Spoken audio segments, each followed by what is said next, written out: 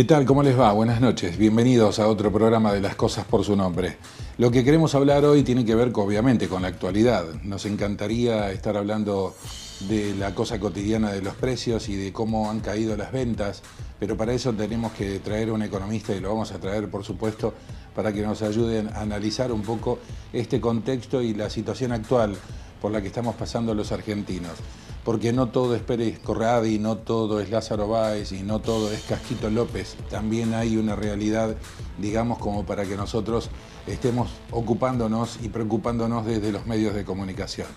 Pero bueno, los medios seguimos tratando a nivel nacional lo que está pasando con el caso López, fundamentalmente, porque implica a un gobierno que se ha caracterizado entonces en los últimos tiempos por haber tenido un manejo de los fondos públicos realmente que nos sigue asombrando día a día de cómo han hecho lo que han hecho.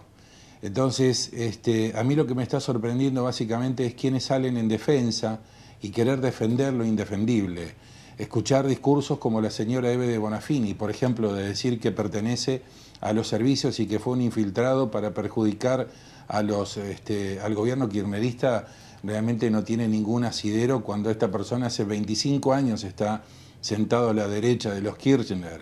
Así que la verdad, lo que dice la señora Eve de Bonafini en realidad no contribuye en nada a darle transparencia a lo que se quiere dar de algo que realmente ya no tiene asidero. Hoy estaban discutiendo en el Parlasur si lo dejaban o no lo dejaban. Acá ya del Frente para la Victoria directamente lo echaron. Pero parece que los kirchneristas la única manera de reconocer un acto de corrupción es si lo encuentran revoleando bolsos de dinero por arriba de un paredón. Y no alcanza con los testimonios de la gente del día a día, de lo que le están diciendo a los periodistas o inclusive a los fiscales.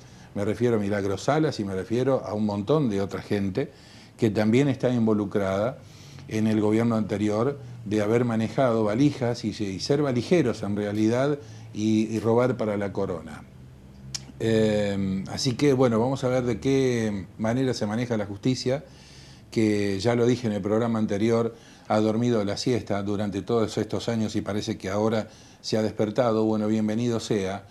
Mucho hemos criticado a los medios de comunicación, al Poder Ejecutivo fundamentalmente, a los políticos, a los legisladores, a los senadores, a los diputados por su inacción o por lo que cobran o por lo que fuere, o cómo se daban vuelta en el aire en cuanto a las decisiones, pero poco criticábamos nosotros al Poder Judicial, que por ahí teniendo todas las herramientas como para poder investigar y meter preso a los corruptos no los hacía. ¿Qué pasa que ahora se ha activado? Bueno, ojalá que se siga activando y cada vez más. Nosotros queremos a toda la gente que ha hecho cosas malas, que ha robado, que ha defraudado al Estado, corresponda la pena que le corresponde. Así, lisa y llanamente. Nosotros lo que queremos, en definitiva, para hablar en palabras simples, es que aquel que robó termine preso y que lo que robó se lo devuelva a la comunidad. Este es un clamor que está pidiendo hoy por hoy la sociedad argentina. Y en eso se van destapando ollas. Ustedes saben la repercusión que ha tenido la nota que nosotros le hicimos en la radio a Víctor Pietroboni, que todavía la siguen pasando en algunos medios, cuando él se animó, o lo dijo, o en un contexto de una entrevista, digamos, en donde él se sintió tal vez cómodo, lo dijo, pero lo hizo público, hablando de que el sobreprecio de la obra pública es una cuestión de mercado. Bueno, se armó un revuelo de aquellos que terminó siendo noticia en todos lados. Pero Pietroboni no quedó solo en esto, porque ahora ha salido también a hablar Juan Chediek, que es el presidente de la Cámara Argentina de la Construcción, a decir que Cristina era y estaba al tanto de todo. Cuando digo Cristina me refiero a Cristina Fernández de Kirchner. También habló el ex titular de la Unión Industrial Argentina, Héctor Méndez, que decían que a la obra pública le decían Movicón porque había que ponerle el 15 adelante. Y cuando dice eso es porque hay que ponerle un 15%. Y cuando hablamos de un 15% en obras que a lo mejor cuestan 100 millones de pesos, imagínense que 15 millones se lo llevan de coima.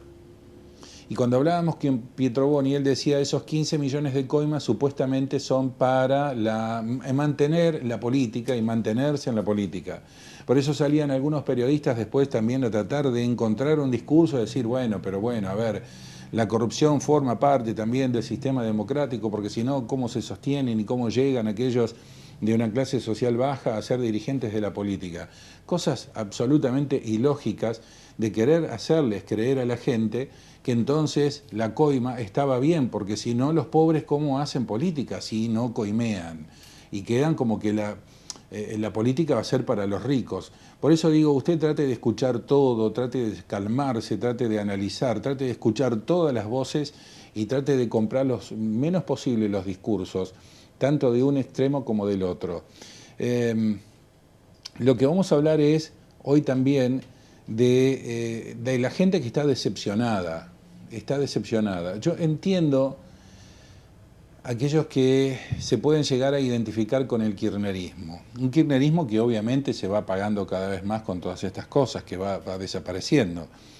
Pero entiendo aquel que por ahí quiere defender el modelo que proponían. Un modelo de patria grande, un modelo en donde debemos dejar de depender de los Estados Unidos, un modelo donde, bueno, aquella patria que la soñaban, en donde Bolivia, Paraguay, Chile, Perú, Ecuador, estén todos juntos y seamos los latinos y que esta parte del sur de América seamos una potencia y hagamos un mercado común y que nosotros también podemos y no depender de los Estados Unidos. Gente que por ahí pensaba que la distribución de la riqueza es la que hizo este modelo económico, gente que por ahí piensa que la política de los derechos humanos que aplicó este gobierno que terminó es la correcta y es la adecuada. Entiendo, digamos, por ahí, de esa gente que a lo mejor cree que ese es el modelo, pero se sienten decepcionados por esto, ya no tienen ninguna manera de sostenerlo, digamos, a ese relato. De la inclusión, ellos creían que la inclusión, o creen que la inclusión es la que aplicó el sistema kirchnerista, y usted ya sabe que yo se lo he dicho abiertamente aquí en cámara, para mí la inclusión social es otra cosa, para mí la inclusión no pasa por a ver cuántos planes sociales o cuántos seguimos haciendo planes como para darle un monto de dinero a fin de mes a una persona o darle una casa. Para mí la inclusión es que el Estado genere las condiciones socioeconómicas adecuadas para que empresas generen, produzcan, den mano de obra, den trabajo y una persona no tenga que estar dependiendo de un político de turno que lo está utilizando hoy por hoy como carne de cañón para que lo vote. Lo que quiero decir es que usted, señor, tiene que entender que la mejor inclusión es la que usted logra con su esfuerzo, con su trabajo. Usted no tiene más que depender de si el doctor o fulano o mengano le da un puesto en tal o cual lugar. La mejor satisfacción que usted puede sentir es cuando usted a fin de mes cobra su sueldo, cuando con ese dinero usted va y compra la ropa donde quiere y no tener que esperar si alguien le va a dar o no ropa de abrigo para sus hijos, cuando usted va y le compra la zapatilla donde quiere, va al supermercado donde quiere, con el esfuerzo. La única manera que nosotros tenemos de recuperar al país es en volver a este tipo de bases y de pensamiento tan primitivo, digamos, pero esto es lo que nosotros necesitamos de una vez por todas. Hacerles entender a la gente que la verdadera inclusión de una persona es cuando el propio sujeto va avanzando socialmente, por su esfuerzo, por sus estudios, por la satisfacción de ver a su hijo que estudia, que avanza, que se recibe, que es el profesional, y usted lo hizo con sus propios dinero. A ver si usted me entiende cuál es la inclusión que entendemos. Entonces hay que ir rompiendo con esa estructura mental de que inclusión es regalar casas, inclusión es dar planes sociales, inclusión es esto, es lo otro. Bueno, no, para mí por lo menos es un punto de vista de que eso de una vez por todas hay que romper. Y otra de las cosas que quiero hablar hoy es qué está pasando en la provincia de Entre Ríos, porque hablamos mucho de lo que está pasando en Buenos Aires con los K, con López, con Devido, con Vudú, con Jaime. ¿Qué pasa en la provincia de Entre Ríos? ¿Qué es lo que ocurre acá?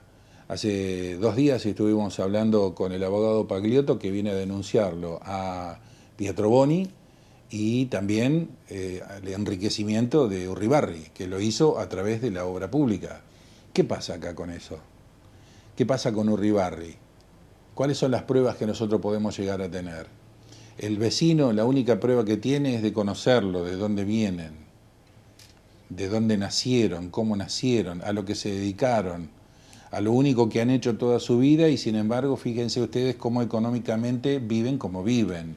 O sea, si vos te pones a sacar la cuenta de cuál es el sueldo de cuando arrancó como intendente hasta hoy, que es diputado, saquemos toda la cuenta de lo que ha ganado este señor a lo largo de estos 20 y pico de años que se ha dedicado a la política, deberíamos ir a ver qué es lo que ha declarado en cuanto a propiedades y a ver si nos dan los números o no nos dan los números. ¿Es tan simple esto? ¿Se podrá demostrar o no se podrá demostrar? Hay un tribunal de cuentas que la principal función que tiene es controlar justamente el dinero público, la administración pública. ¿Quién debe manejarlo a eso? ¿Quién debe estar al frente de un organismo como ese? Bueno, no puede ser una persona nombrada a dedo. Así fue. Una persona que la puso el ex gobernador Sergio Uribarri. El señor es de apellido Esmaldone, renunció. Y hoy va a charlar con nosotros una persona que tal vez no cuestiona tanto a Esmaldone, sino cuestiona al sistema por la que se le nombró a Esmaldone. ¿A dedo? ¿Así es como funcionan las instituciones en la República Argentina? No debería ser así. Pero lo vamos a escuchar al doctor Juan Carlos Arralde, quien ha sido ex senador, ex convencional constituyente, y que estuvo ahora estos últimos días en los medios también justamente por este tema, porque el Tribunal de Cuentas debe estar manejado por alguien que debe ser nombrado como lo estipula la Constitución, como corresponde. Así que este es el tema que vamos a conversar hoy. Quédese con nosotros que en este rato vamos a intentar llamar a las cosas por su nombre.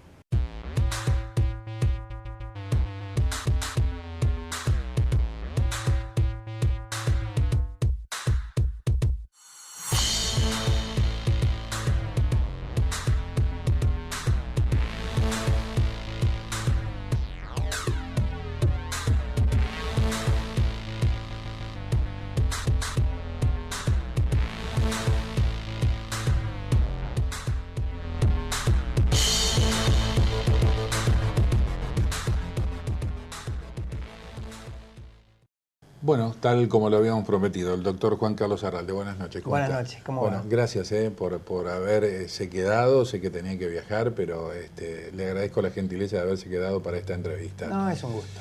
Bueno, ha estado en los medios de la provincia de Entre Ríos, fundamentalmente en estos últimos días, por esta cuestión del Tribunal de Cuentas y fundamentalmente del nombramiento de Esmaldone, que acaba de renunciar. Bueno, me gustaría escuchar un poco su reseña de los hechos, como para darme material para repreguntar. Bueno, usted sabe que yo fui convencional constituyente en el año 2008, cuando reformamos parcialmente la Constitución de Entre Ríos. En esa ocasión se hizo una reforma muy importante en la principal ley que tenemos en Entre Ríos, y entre ellos consagramos los ingresos a la administración pública de cualquier empleo público por concurso. Pero no solamente eso, sino que además creamos lo que llamamos los organismos autónomos de control. Es decir, le dimos autonomía e independencia en la Constitución provincial, algo que antes no existía. Y además establecimos que los miembros del Tribunal de Cuentas, los 3 miembros del Tribunal de Cuentas, más el contador general de la provincia, el tesorero general de la provincia y los fiscales de cuentas, tenían que rendir un concurso público, o sea, tenían que pujar, tenían que pasar por una instancia previa para poder acceder a esos cargos de organismos de control. ¿Quiénes con lo cual controlaban? ¿Quiénes evaluaban eso? Bueno, había que dictar una normativa, una ley que estableciera cómo se hacía el concurso, qué instancias tiene el concurso, quién era el jurado, etcétera, etcétera. Toda esa reglamentación ya va para los 6 años desde que se sancionó y no hay una sola ley, escuche bien lo que le digo, no hay una sola ley en la provincia que haya reglamentado uno de los innumerables institutos de la Constitución nueva. Debo leer que por mayoría del oficialismo eso nunca había salido. Nunca había salido porque evidentemente la gestión de Uribarri planchó el tema de la reforma. Usted recuerda que tenía un Senado monocolor, tenía 17 senadores oficialistas y tenía un mega bloque de diputados Se acuerda que en su momento era la ex lista 100, que después se juntaron con los diputados, hicieron un mega bloque. Bueno, realmente fue una escribanía, ninguno, digamos, se preocupó por estudiar y reglamentar los institutos de la Constitución nueva. Así que el gobernador Urribarri tuvo sus 2 mandatos, digamos, gobernando al margen de la Constitución. Tan al margen que cuando se provoca la vacante de la presidencia del Tribunal de Cuentas, le recuerdo, el Tribunal de Cuentas es el principal órgano de control de todas las cuentas de la provincia. Es el que aprueba los gastos y autoriza y observa las inversiones, aprueba la cuenta general del ejercicio. Del presupuesto provincial. Del presupuesto provincial, del Poder Ejecutivo, del Poder Legislativo y del Poder Judicial. O sea, todas las cuentas, todo el gasto y las inversiones que se hacen en la provincia de Entre Ríos pasan por el Tribunal de Cuentas, que es el que le tiene que dar el visto bueno, tiene que dar el ok, digamos, para cerrar el ejercicio. Imagínense si será importante ocupar ese cargo. Bueno, el Tribunal de Cuentas está compuesto por 3 miembros que una vez que se nombran tienen estabilidad en el cargo mientras dure su buena conducta. Es decir, son casi como jueces, son casi vitalicios, ¿no? Antiguamente, en la Constitución de 1933, la que reformamos en el 2008, el presidente y los miembros del Tribunal de Cuentas se designaban con una propuesta que hacía el gobernador con la aprobación del Senado. Y se terminaba la cuestión. Desde el 2008, el nombramiento de los miembros del Tribunal de Cuentas debe someterse a una instancia previa que se llama el concurso público. ¿Qué hizo Urribarri? Nombró al doctor Guillermo Smaldone, un hombre de su estrechísima confianza, en la presidencia, nada menos, del Tribunal de Cuentas, enviando simplemente un pliego, es decir, la propuesta de su nombramiento, al Senado, que le respondía. Nosotros, alertados ante esta situación, varios exconvencionales alertamos por los medios. Recuerdo que publicamos una solicitada de que se estaba cometiendo un acto inconstitucional, que no se lo nombre de esta manera porque se estaba violando la Constitución. Cuando veíamos que eso iba hacia adelante, bueno, yo terminé judicializando el tema, acudí a la justicia en el año 2014, acudí antes del nombramiento del doctor Smaldones, pidiéndole al Superior Tribunal de Justicia que impida ese nombramiento, que le ordene a los senadores que se abstengan de votar. ¿A quién le pidió, perdón? Al Superior Tribunal de Justicia.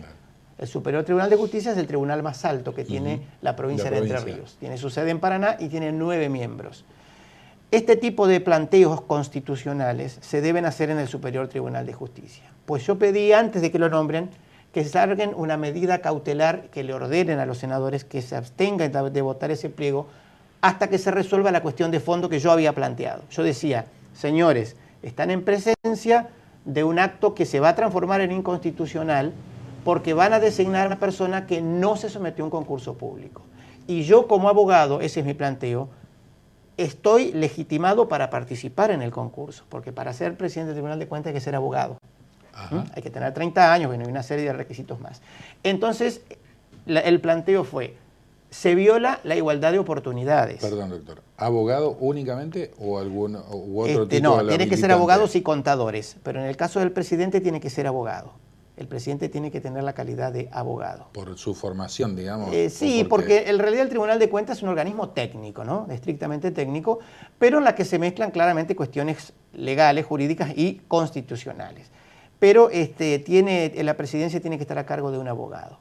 Entonces, ante ese planteo, ese avance inconstitucional, yo me presento como abogado afectado por no poder participar del concurso y le pido a los jueces que detengan ese nombramiento porque se iba a cometer un acto inconstitucional. Bueno, el Superior Tribunal de Justicia no... ¿Es el actual? No resolvió, es el mismo. Estoy hablando hace 2 años. Entonces, cuando se lo nombra Smaldones, empieza a correr mi acción de inconstitucionalidad. Yo demando al Estado provincial y despliego una serie de argumentos sobre los cuales me explayo por qué razones esa designación es inconstitucional. El Estado provincial contesta la demanda a través del fiscal de Estado inclusive se ha nombrado el doctor Guillermo Smaldones. Pido la intervención de él en el proceso para que se pueda defender porque ya estaba nombrado, tiene derecho a ser oído. Bueno, desde el 18 de febrero del año 2015, el expediente estaba terminado y listo para ser sentenciado.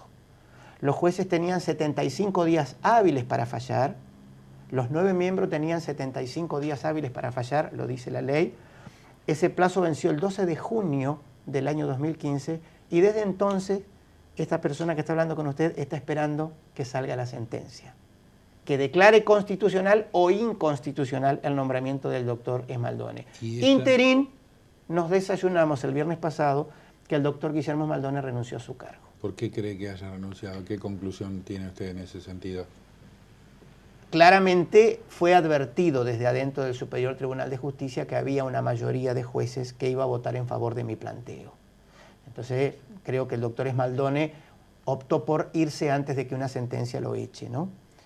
Esta sentencia que aún no salió, que voy a ser honesto, no salió. ¿Por qué? Porque presentó la renuncia el viernes, entonces ahora el fiscal de Estado, que es el que representa al Estado provincial, le pide a los miembros del tribunal que declare abstracta la cuestión, es decir, que no emita pronunciamiento porque ya no hay interés en la causa, porque la persona, digamos, el objeto de la controversia desapareció, lo cual no es verdad. Lo que desapareció es el sujeto, que tampoco, usted lo planteaba bien, y yo no tengo que decir del doctor Guillermo Smaldone en su persona, ni siquiera lo conozco. Es más, supongo que debe tener algún pergamino para estar ahí. ¿Seguro? Lo que siempre cuestioné es el origen ilegítimo de su designación. La metodología en la que fue nombrado. Exacto. Ahora, doctor, tal como lo plantea usted, tengo dos caminos para pensar de la justicia. O esto que hablaba en el editorial de que han dormido la siesta durante mucho tiempo y acá en Entre Ríos siguen durmiendo la siesta en algunas cuestiones, porque la justicia de Entre Ríos, recordemos un caso que fue cuestionada hasta por un tribunal internacional sobre el accionar de la lentitud con la que se mueve la justicia entrerriana. El caso Fornerón. Exactamente. Digo, ¿es por la propia acción o inacción o metodología de la justicia entrerriana? ¿O si soy un mal pensado por cierta complicidad para con el Ejecutivo? La palabra complicidad puede parecer muy fuerte, pero la verdad es que se ha instalado en la sociedad una firme sensación de que tenemos jueces que no quieren o no les gusta molestar al poder. Y ser funcionales, si saco complicidad y pongo ser funcional al gobierno. Pero fíjese que además hay algunos factores que contextualizan toda esta situación. Este es un Superior Tribunal de Justicia que ha tenido beneficios que jamás nunca han tenido otros jueces anteriores. Por ejemplo. Por ejemplo, los sueldos de estos miembros del Superior Tribunal de Justicia han sido equiparados a los de la Corte Suprema de Justicia de la Nación. Lo hizo Urribarri. Lo hizo Urribarri. En la justicia, Urribarri le ha dado, por ejemplo, el manejo de la caja de la tasa de justicia, que es un sellado que todo justiciable tiene que pagar antes de iniciar un juicio. ¿A quién se lo dio? Se lo dio, antes lo cobraba la ATER, ahora lo maneja el Superior Tribunal de Justicia. Es decir, es una caja muy importante, millonaria, que va destinada, dice la ley, dice el decreto, no recuerdo bien si es un decreto, que va a la mejoración edilicia y a la compra de amoblamiento y demás. Han creado fuero contencioso administrativo, que eso es una buena decisión. Acá casualmente en Concepción del Uruguay hay uno, el otro está en Paraná, eso es una buena decisión. Pero esto implica innumerable cantidad de cargos judiciales, nombramientos también interinos, digamos, los que se ingresa a veces sin concurso, y están años hasta que se los formaliza, amigos, parientes, favorecedores, digamos. Sí, el la nepotismo política, dentro de la justicia. Lo que usted hablaba hoy de las mañas y los vicios de la política, lamentablemente también han contaminado a lo que no debiera estar nunca contaminado, que es el Poder Judicial. Porque el Poder Judicial es la última barrera que tenemos para controlar la legalidad de los actos del gobernante. Es el que tiene un control central, que es el control de constitucionalidad, que es el que yo puse en movimiento con mi acción. Es el que controla si los actos de los funcionarios están de acuerdo a este texto que es el de la Constitución de la provincia, que es la ley más importante que tenemos. Por eso, vamos un poquitito entonces a lo que decía al principio del programa, esta inacción de la justicia. ¿Cómo tenemos que explicársela a quien nos está mirando hoy? Reitero, no sé cómo encontrarle el término correcto, funcional al gobierno de turno, ha quedado inactiva por... Yo creo que eso lo tendrían que explicar los propios jueces, ¿no? y los jueces dicen que hablan por sus sentencias. Exacto. Eso nos enseñaban en la facultad. Sí. Si hablan por sus sentencias, me gustaría conocer la sentencia. Me Claro. merezco el derecho a una respuesta. Tal cual. Porque yo hace 2 años inicié este proceso y hace más de 1 que estoy esperando que conocer si tengo razón en el planteo o no lo tengo. Que y legalmente no creo, deberían haberse expedido, digamos. hace rato, hace más de 1 año, que está vencido el plazo para fallar. Para que usted tenga una idea, una de las 9 jueces que tiene el Superior Tribunal tuvo 5 meses con el expediente dormido en su despacho. 5 meses. Es decir, si esto no es casi, digamos, un exceso por ser educado en la administración de justicia, en la no administración de justicia, no sé qué calificativo cabe. Imagínense que yo soy una persona formada, que pasó por los claustros universitarios, que encima conozco de leyes, he sido convencional constituyente, los jueces conocen quién soy. Si dejan demorar 1 año, ¿qué hacen con un pobre ciudadano de a pie? Fornerón. ¿A dónde va a buscar amparo, digamos? Entonces, lo grave de esto es que desnuda de alguna manera. Yo vengo a poner al desnudo una situación irregular que no debería ocurrir en la provincia de Entre Ríos. Porque yo sé que también en este tribunal hay buenos jueces. Hay que decirlo, hay gente estudiosa, hay gente bien formada, y si usted se pone a leer sentencias, son sentencias muy enjundiosas cuando realmente en casos interesantísimos. Lo que pasa es que este es un caso que toca el poder. Claro. Y porque el doctor Esmaldone evidentemente fue puesto ahí por alguien que necesitaba que le cubra las espaldas. Porque hay algo que usted debe saber que tal vez no recuerda. El doctor Guillermo Esmaldone, inmediatamente antes de ser presidente del Tribunal de Cuentas, fue ministro de Trabajo de la provincia de Entre Ríos. Eso quiere decir que pegó un salto del ministerio al tribunal. O sea que el mismo tribunal que él presidía auditaba su propia gestión como ministro. Una cuestión reñida con la ética por donde usted la mire. Absolutamente. No solamente inconstitucional, sino reñida con la ética. Además, el doctor Esmaldone es hijo del doctor Juan Ramón Esmaldone, que es uno de los jueces del Superior Tribunal de Justicia. También debería auditar la eventual gestión de su padre si fuera presidente del Superior Tribunal de Justicia en alguna ocasión. ¿Me explico? Es decir, es bastante burda la designación, es muy grosera la violación de la Constitución. Y la verdad es que trabajamos mucho, Barreto, en el 2008. Trabajamos mucho para acuñar y para diseñar y para consagrar institutos modernos. Esta es una Constitución muy humanista, es muy humanista.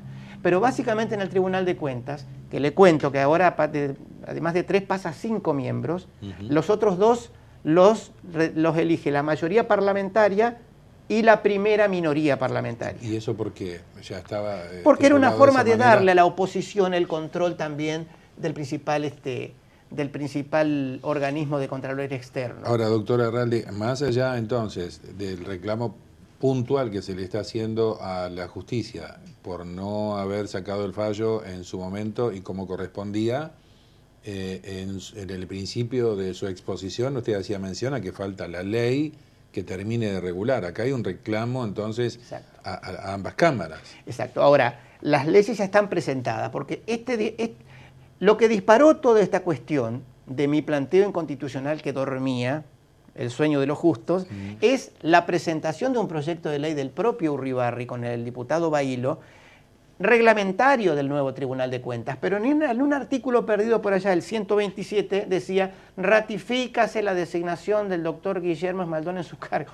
Otra inconstitucionalidad, ¿me entiende? Es decir, una ley de esta naturaleza no puede remediar jamás un nombramiento que está viciado desde el inicio de inconstitucionalidad. Claro.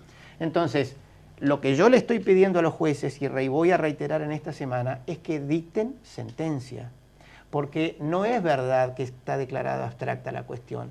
Simplemente renunció el funcionario que fue ilegítimamente designado según nuestro criterio, pero todavía no hay una ley reglamentaria. Es decir, que el actual gobernador Bordet podría repetir la conducta de enviar otro pliego. Usted me va a decir, pero no lo va a hacer con este escándalo. Yo no sé si no lo va a hacer, pero tengo el legítimo derecho de sospechar porque la cuestión no está resuelta. Y hasta tanto no haya ley, esto no puede quedar abstracto. Y en un contexto como el que está viviendo la Argentina, donde hay exfuncionarios de primera línea de gobiernos nacionales que están revoleando bolsos de dinero por un paredón, otros que están detenidos, imputados, condenados, ¿Qué pasa en la provincia de Entre Ríos? Entonces que el Tribunal de Cuentas, que es el órgano que debería controlar el manejo del dinero público, está inactivo, está con sin 2 miembros. funcionar. Hoy está con 2 miembros y la verdad es que necesita ganar espacio, digamos, en el contexto de los organismos de control, porque no es el único, también están los organismos internos, que es el Contador General de la provincia y el Tesorero General de la provincia. El Tesorero General de la provincia es aquel tesorero que renunció después del escándalo ATER de las compensaciones truchas, usted recordará. Sí, por supuesto. Bueno, ese cargo todavía está vacante, por ejemplo, y también debe pasar por un concurso. No enviaron, después de mi presentación por el caso Esmaldone, no enviaron el pliego del tesorero, porque tiene que pasar por un concurso público. Entonces, digo, esto es un disparador para que los jueces realmente no solamente interpreten el texto de la Constitución, sino que le manden un mensaje a la clase política, es decir, ojo, que acá hay una Constitución nueva en el 2008 y que las cosas se tienen que hacer de esta manera. Tengo que ir a una pausa, doctor Arrande, y me lo contesta después. Quiere decir que al ciudadano tenemos que decirle que hoy por hoy, en el caso de la provincia de Entre Ríos, existen las herramientas legales y concretas y funcionales como para poder controlar la corrupción. Obviamente. ¿Lo hablamos después de la pausa? Un segundito, la pausa y ya volvemos.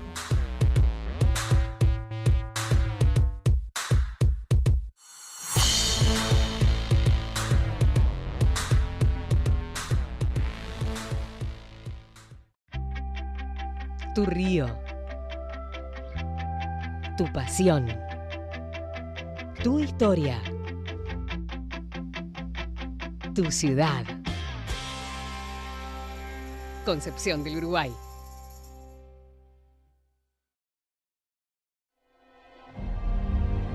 Mi objetivo principal en la vida fue siempre la calidad.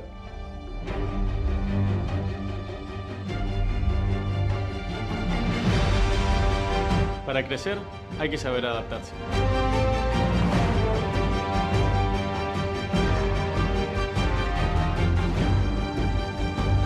Uno tiene que estar comprometido en la sociedad en la que vive.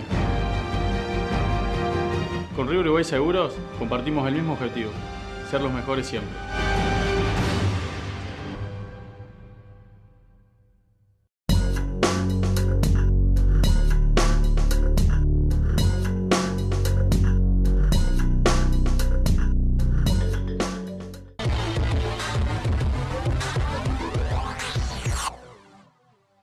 Bueno, unos minutitos más para conversar con el doctor Juan Carlos Arralde.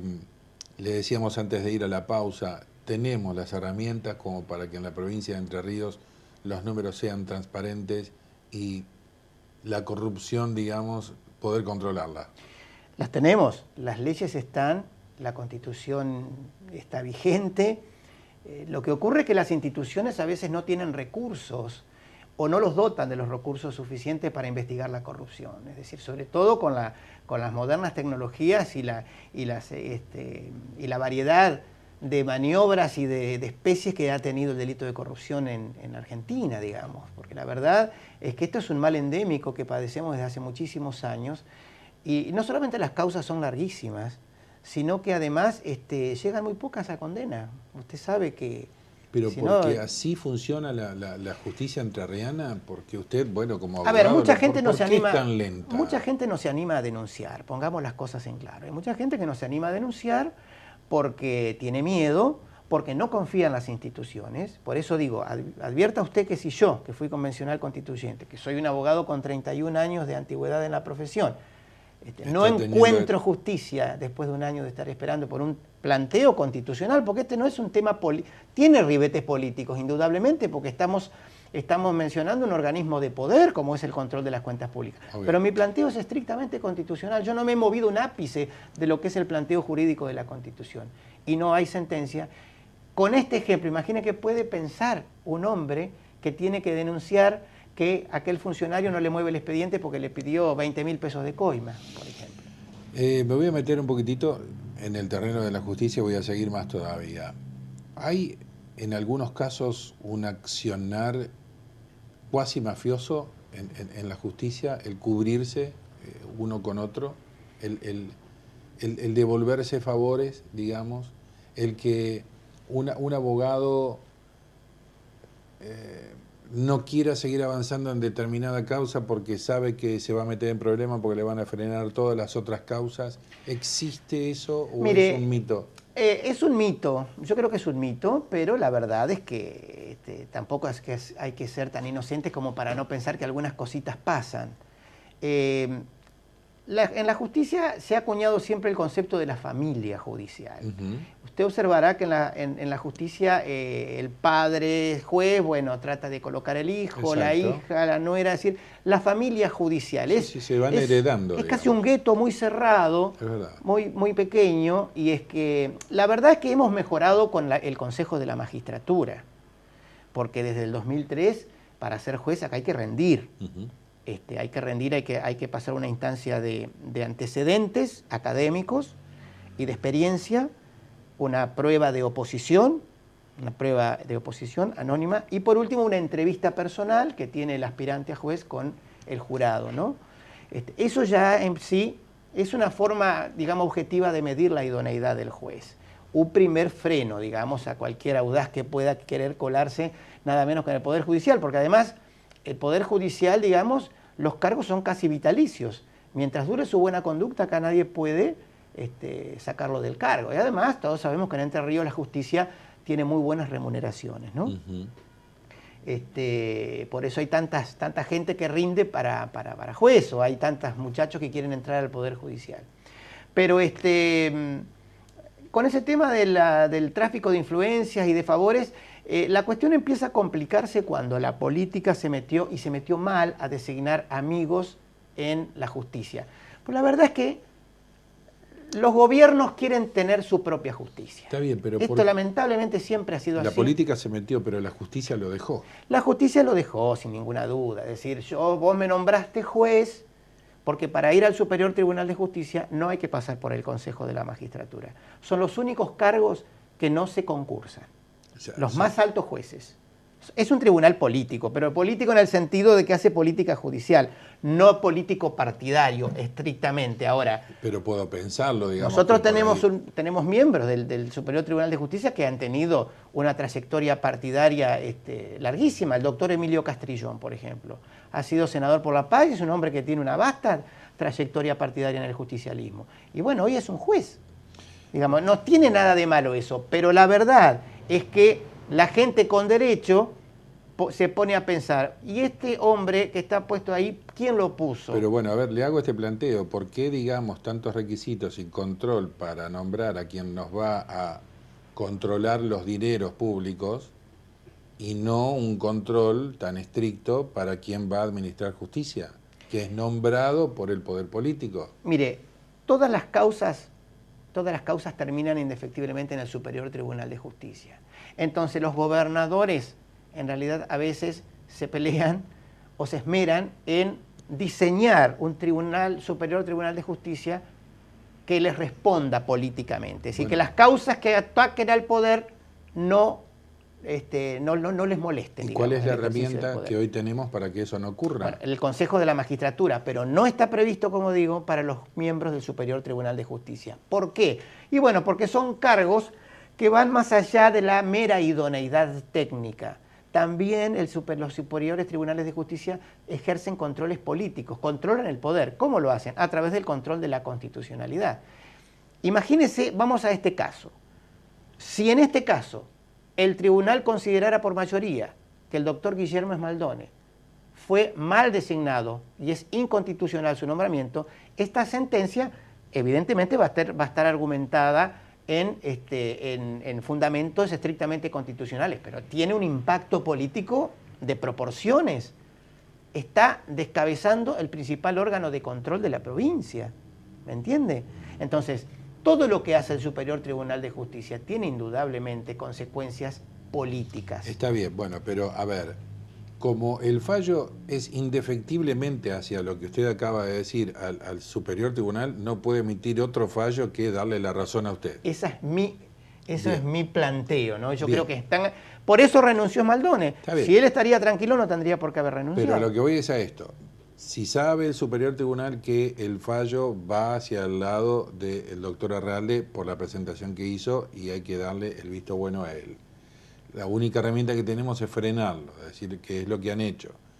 Ahí es donde entonces podemos pensar nosotros la funcionalidad del Superior Tribunal hacia el gobierno de turno o el político que tiene el mayor poder en la provincia de Entre Ríos, que de alguna manera los ha nombrado para que le sean funcional a él. Yo no tengo otra respuesta que decirle que usted tiene razón, porque me ponen una encerrona y no tengo otro argumento, porque yo también pienso que de alguna manera un año de demora en dictar sentencia ha tenido que ver con pujas claramente vinculadas con factores ajenos al expediente. Pero, a ver, por eso le digo, doctor, lo que no entiendo, uno es un lego que no sé absolutamente nada de eso, si un juez tiene que pasar por todo ese filtro que usted acaba de decirme, ¿cómo alguien que va a manejar la última instancia, que es el juez máximo del Superior Tribunal, no pasa por todos esos filtros y es nombrado políticamente? Porque se considera justamente que por ser la cabeza de uno de los tres poderes del Estado, el Superior Tribunal de Justicia tiene que ser integrado con otros criterios. Si le gusta, con otras miradas, que no pasen estrictamente por la cuestión técnica, no por si sabe leyes, si sabe sacar un buen fallo y más, sino si tiene el sentido común, no importa si es liberal, si es comunista, si es ateo, si es homosexual o si es de izquierda. Supuesto, claro. Lo importante, como es en los Estados Unidos. Estados Unidos tiene una Corte Suprema que está, digamos, ahora en la entera una persona de color. Sí, bueno, pero a ver, yo gobernador de una provincia, entiendo que el doctor Arralde considero que tiene las condiciones de integrar el Superior Tribunal de Justicia porque lo veo una persona preparada, con sentido común y bueno, lo nombro al doctor Arralde. ¿Así funciona? No, tengo que pasar por el filtro del Senado. A ver. Bueno, pero si tengo un Senado bueno, que claro, es a favor mío, son los controles, una instancia, son nada los más. controles que existen para verificar si el candidato propuesto por el Poder Ejecutivo reúne las condiciones que exige la Constitución para ser juez del máximo tribunal.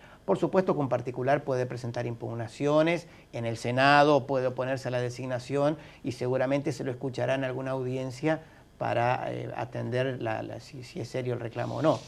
Doctor, una pregunta más y no lo molesto más, lo dejo en libertad de acción. ¿Qué opinión le merece estas denuncias por enriquecimiento ilícito hacia el gobernador Urribarri por parte de un colega suyo?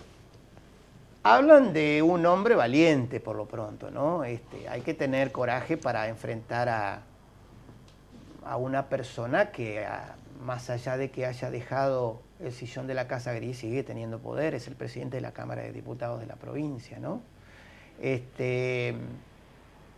La verdad es que se conocían algunas cosas con respecto a esto, se mencionaba y corría por las redes sociales una ONG en formación llamada Giovanni Falcone, que hablaba del desmesurado enriquecimiento patrimonial del exgobernador. Eso hace 4, 5, 6 años que se viene circulando, pero no había, en la justicia no había ninguna presentación.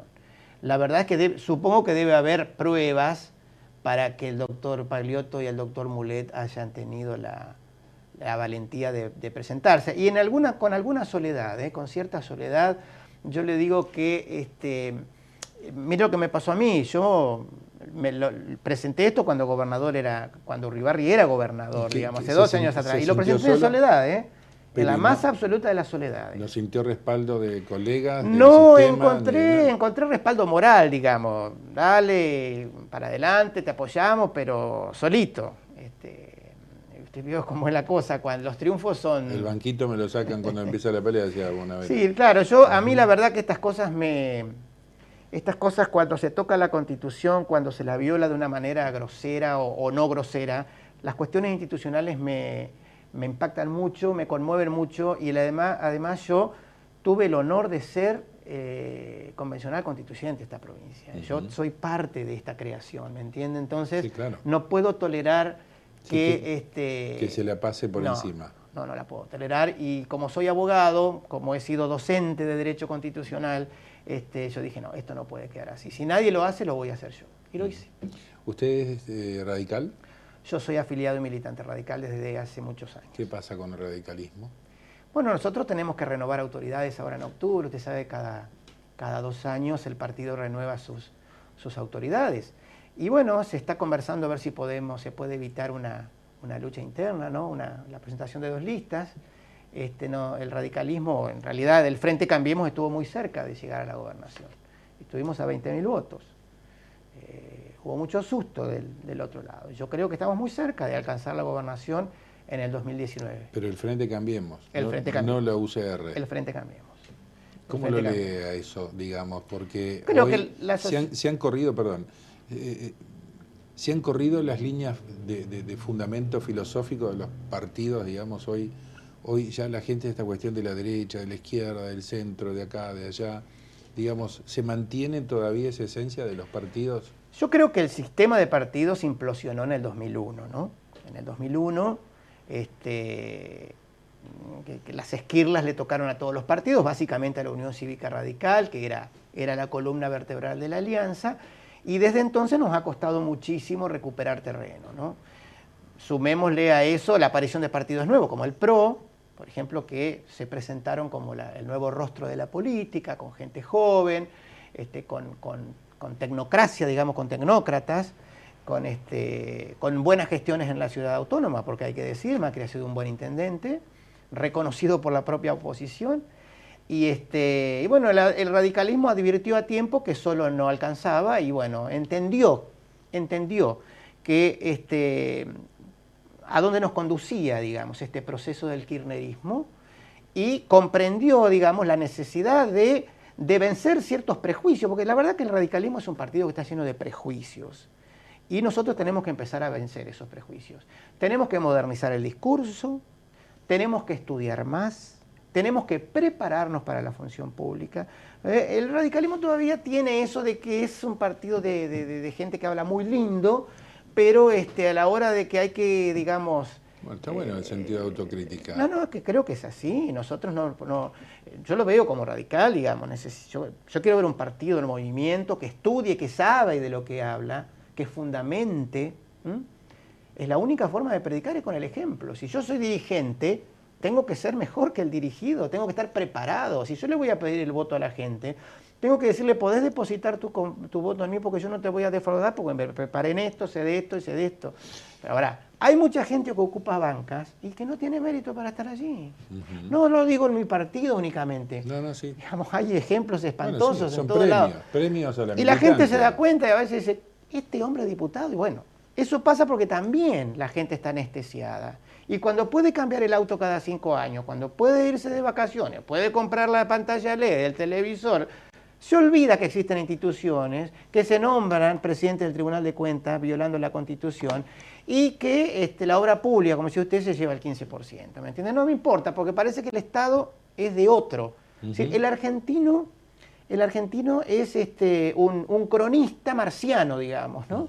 Que se observa a sí mismo, pero afuera de sí mismo. Es una cosa bastante psicológica. Yo no soy. Yo no tengo nada que ver, yo argentino. Entonces, bueno, eso hay que cambiarlo. Y el radicalismo, que tiene aún hoy, con todas las crisis, una profunda raigambre social, usted va a encontrar, y siempre lo digo, lo dicen todos los discursos, siempre hay un radical en cualquier pueblo que usted vaya.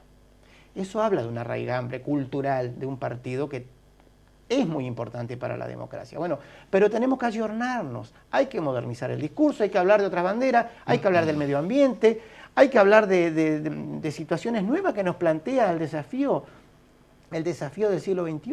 Claro, bueno, pero a ver, el justicialismo siempre lo corrió el radicalismo por el lado de que el justicialismo es el que está en la villa, el que está con los pies en el barro, y no el radical, no es lo social.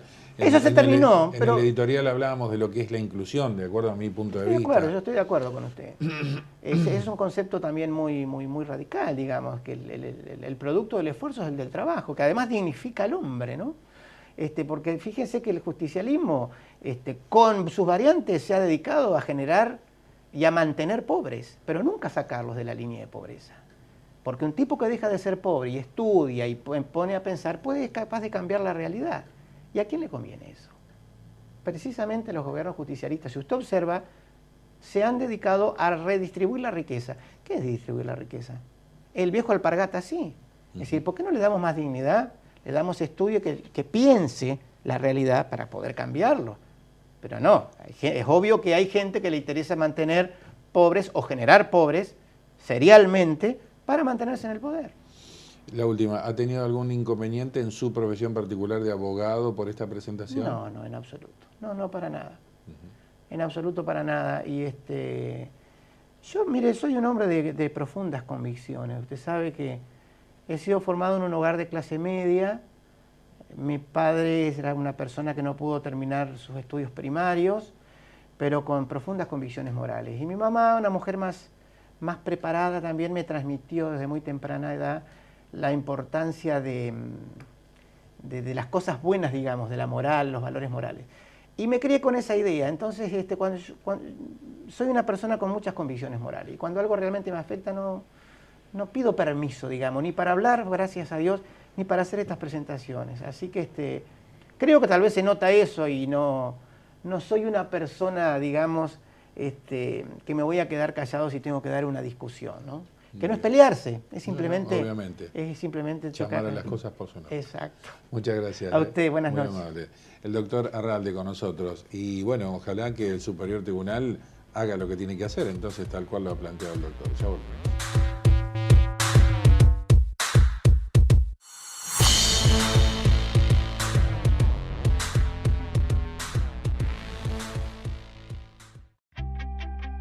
Tu río. Tu pasión. Tu historia. Tu ciudad. Concepción del Uruguay.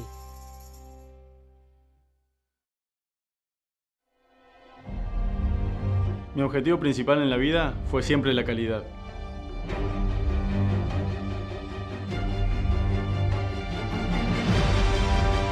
Para crecer hay que saber adaptarse.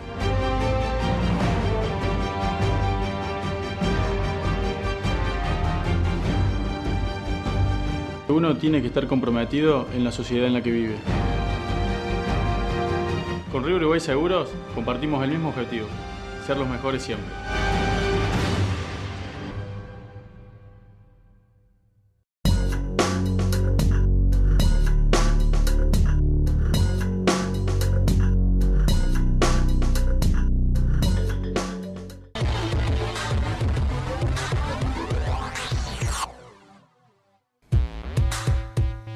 En estos últimos minutos de programa quiero compartir con usted una entrevista que le hice al doctor Pagliotto, quien viajó de Paraná para Concepción del Uruguay, especialmente a hacer una presentación ante el Fuero Federal a raíz de la entrevista que le hiciéramos al empresario Víctor Pietroboni, en donde nos manifestara algunas cuestiones vinculadas al tema de la obra pública, básicamente en lo que tiene que ver con el sobreprecio.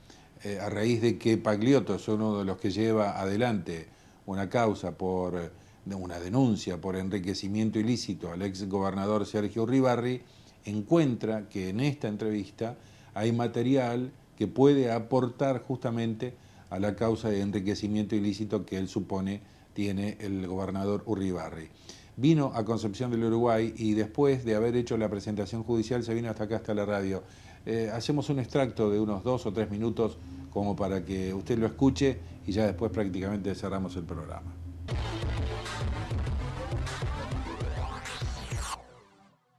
Lo que me tiene ocupado y preocupado desde hace unos días es a la nota esa. Lograste en un coloquio, me dicen los que lo escucharon, muy natural y que quizás vos jamás pensaste que ibas a llegar a obtener esta respuesta, y creo que el propio Víctor Pietroboni no fue con la intención de decir lo que dijo, pero lo dicho está, revela un sincericidio de alguien que, afrontando la verdad histórica, reconoce que en Argentina, alrededor de la obra pública, se pagan coimas, y las coimas se solventan o se financian con el sobreprecio. Me pasó lo siguiente: cuando yo estaba redactando la denuncia, había algo que tuve que incorporar en el mientras tanto, justo cuando estaba terminando el escrito, me dice uno de mis socios, mirá lo que acaba de pasar. ¿Qué pasa? Está preso José López, el segundo de Devido en aquel tiempo, que era el secretario de Obras Públicas. Que Pietroboni lo señala en la nota que me da. Me acordé que en tu nota lo señala y dice, la conozco, la leí 27 veces, dice, en este momento no me sale el nombre, y se aclara entre paréntesis, se refiere a José Francisco López, que era el secretario de Obras Públicas. Sí, sí. Cuando va Víctor Pietroboni a tu programa, le retruca muy inteligentemente en una parte, porque él se monta en una ola, y por eso yo te digo casi como un observador, un cronista sueco que está viendo esa lamentable obra de teatro que es la corrupción en la obra pública argentina, y la describe con pelos y señales, y le atribuye a una suerte de tendencia o realidad inexorable o fatalidad del mercado, que claro, que traducido cuál es, a vos el funcionario directamente te exige un 15, un 20% del monto de la obra. Que es cierto, como hoy me decía un empresario, que el que empezó esto fue el Estado, fue papá Estado, y después el empresario le gustó, y como ya sabe que asegura la obra, y le piden un 20 de retorno, ya no mete un sobreprecio de 20, ya mete 30, porque ya que estamos, y bueno, en el baile ganemos para todos lados. Entonces, entre el silencio y la complicidad del empresario, la indecencia del funcionario y en definitiva la indecencia de las dos partes, la presentaré por una sencilla razón, esto lo discutimos técnicamente. Se trata de una radio que está emplazada en la ciudad de Concepción del Uruguay, el empresario que dijo lo que dijo, Víctor Pietroboni, es de Uruguay, el periodista es de Uruguay, bueno, todo sucedió en Uruguay. Todo podría terminar casi concluyéndose en una suerte de dineros hechos ilícitamente, sí, como estos serían los delitos precedentes, y podría haber un enriquecimiento ilícito de parte de los funcionarios que le exigían a Pietroboni, a Lossi, bueno, es decir, a toda esa nómina, Calcaterra, etcétera, etcétera, a todos, cuando se les exigía tanto por ciento para asignarle la obra. Es decir, un toma y daca, es el típico caso del cohecho.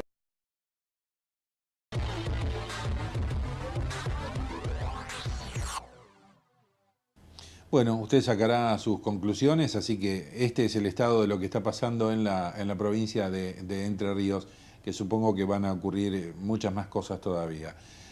Nos encontramos, como siempre, la semana que viene, si Dios quiere, el jueves a las 9 de la noche, para seguir intentando llamar a las cosas por su nombre. Muchas gracias.